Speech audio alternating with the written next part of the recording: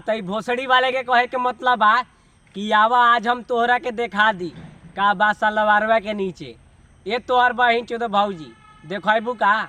उ तो हमरो पता बा। आगे वाला में तोहर बूढ़ बा और पीछे वाला में तोहर गाड़।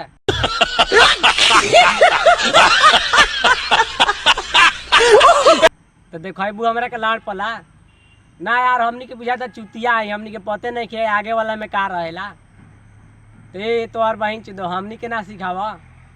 आगे वाला में बूढ़ रहेला, पीछे वाला में गाड़। कई बार तोरा के बताई हमारा का सिखाओ तारू? कितना गोड़ा के पेल के छोड़ देनी गाड़ में गोबर गोबर।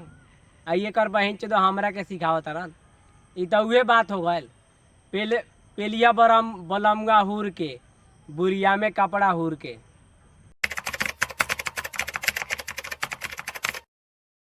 का हाल बा करे जा लोग? आज हम भोजपुरी लंड के बारे में बात करे वाला बानी। तो भाई लोग ये वीडियो सिर्फ मनोरंजन खातिर बा, ना दिल पर ना गाड़ पर ना लाड़ पर ले के बा।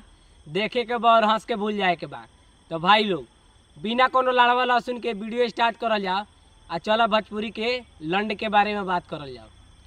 आवाज तारो दिखा दी का बाटे सलवारवा के नीचे।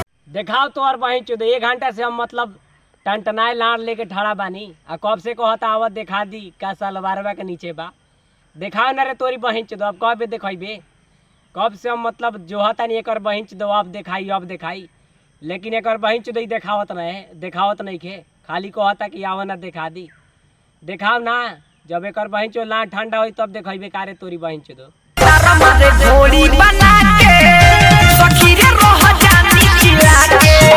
अच्छा तो भौजी के कहे के मतलब बा कि भतार मारे घोड़ी बना के और रह जानी सकी हमहू चिल्ला के।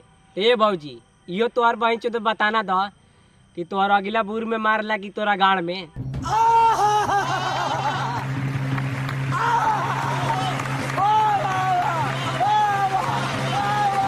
बताओ तो ना एकर बहिन चोद जब भतार एकर घोड़ी बना के पेलता तो गाँवे गाना गा के सुनावला के जरूरी बा ना? इहो कोनो बात भेल यार। पेलता तो एकर बहिन चोद पेलवाओ ना बेसब्री से घचर बतावला का जरूरी बा यार। इहो कुल बतावे वाला चीज़ है। तो एकर बहिन चोद मिलल बा मौका घचर पेलवावे के चाही, जबरदस्त तरीका से पेलवावे के चाही। घच डर लागे बड़ी सखी रे मालो भीतर चू गइल बा। अच्छा तो भौजी के कहे के मतलब बा कि मतलब डर लागे सखी रे कि माल भीतर चू गइल बा। ये तो और बहिन चोद तब तो खुशी वाला बात बा यार। मिठाई बांटे के चाही गावे घूम के नहीं। मिठाई खिलावे के चाही। अब तो तोहर बहिन चोद तोहर लइका होखे वाला बा यार।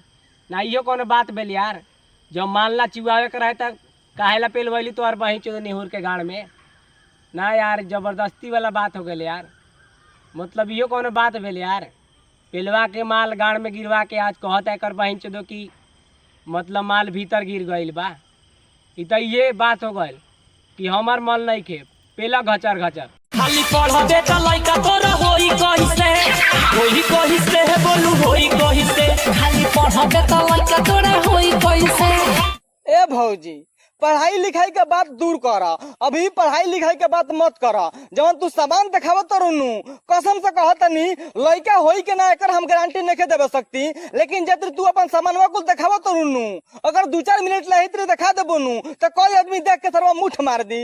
जो बोले ना फोन करके कहिए यार हो तो बोले ना कुछो करे दे हम भतार हो। ओहो लगाता है ठंडी में भौजी के गड़िया पर बर्फ जम के गड़िया जाम हो गइल बा। मतलब देखो तारा कितना खतरनाक बहाना करतिया। जबले ना फोन करके कही यार तबले ना दे भतार।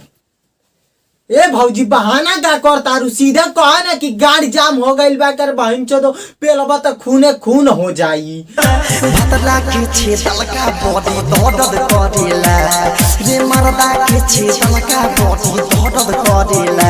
अरे ये भौजी तू कोनो खौरा हवा कुकुर है चाहे खौरा हवा साढ़े से न जाके छेदवाला सही बताओ बहन तब तोहार भतरा करी न तो सही बताओ तुम्हारी दर्द ना करी हो। भाई लोग आज के वीडियो ही समाप्त करता नहीं और अच्छा लागल होई तो लाइक सब्सक्राइब करिए। और जात जात कहता चैनल सब्सक्राइब करिए। तब तक के लिए बाय।